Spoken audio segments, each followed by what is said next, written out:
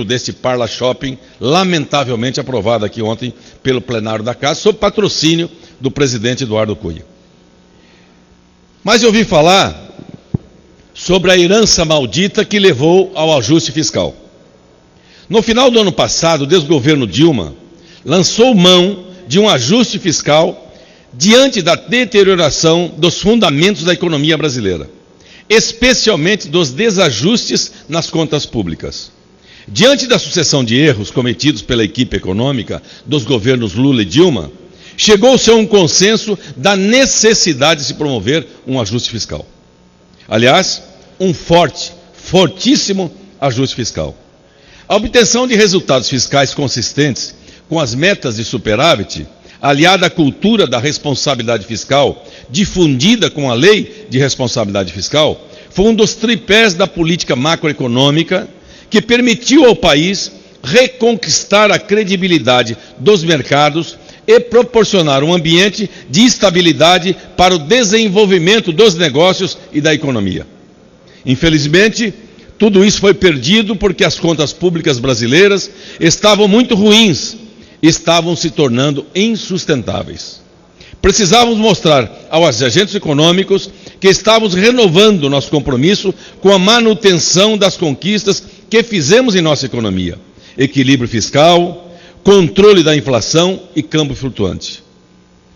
Não por ser um fim em si mesmo, mas por serem essenciais para a estabilidade de nossa economia, essa sim, condição necessária para o crescimento do nosso país. A pergunta que se coloca é: quem deve arcar com o custo dos desacertos dos governos petistas, tais como a concessão de créditos subsidiados pelo BNDES a grandes empresários e empreendimentos de retorno econômico e social altamente questionáveis, a leniência com a inflação, o aparelhamento da administração pública, a corrupção, o represamento dos preços administrados, os erros da política monetária, a contabilidade criativa, enfim, com essa infinidade de erros grosseiros que desarrumaram a economia brasileira. O governo já disse quem deve pagar. Em primeiro lugar, o cidadão, mas também o setor produtivo. A redução dos investimentos públicos, por exemplo, já reduziram os gastos com o PAC, afetando o andamento de vários programas sociais. A revisão das regras de concessão de benefícios, como o abono salarial, o seguro-desemprego e a pensão por morte, reduziram drasticamente direitos consolidados de milhões de brasileiros. Só com as novas regras do seguro-desemprego, segundo a estimativa do Diese, quase 5 dos novos trabalhadores não teriam direito a receber esse benefício. A elevação nas alíquotas do Imposto sobre Operações Financeiras, o IOF, aumentou o custo dos financiamentos, sem falar nos absurdos aumentos da energia elétrica, que chegou até a 50% além dos combustíveis. Por que o governo não faz a sua parte? Onde estão as medidas de melhoria da gestão e na transparência da administração pública? Por que não cortam os cargos que servem de boquinha para os apadrinhados do PT? Por que não se cortam os gastos em publicidade, como a propaganda mentirosa da campanha Ajustar para Avançar, deputado Sandro Alex? Estimada, segundo o próprio ministro, em mais de 40 milhões de reais. Por que também não se pensou em dividir o custo do ajuste com os mais ricos?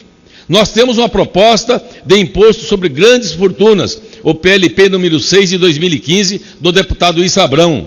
Por que não reintroduzir o imposto sobre lucros e dividendos distribuídos? O Brasil é um dos poucos países do mundo que não tributam lucros e dividendos distribuídos, o que contribui para aumentar o caráter regressivo de nossa estrutura tributária.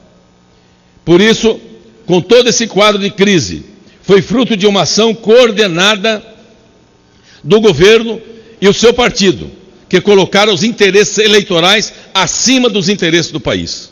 A nós da oposição cabe contribuir com o futuro e não deixar de responsabilizar o governo Dilma e o PT pelo desastre na condução da economia nos últimos anos. Com isso, esperamos que fatos como esse não mais se repitam, pelo bem do nosso país.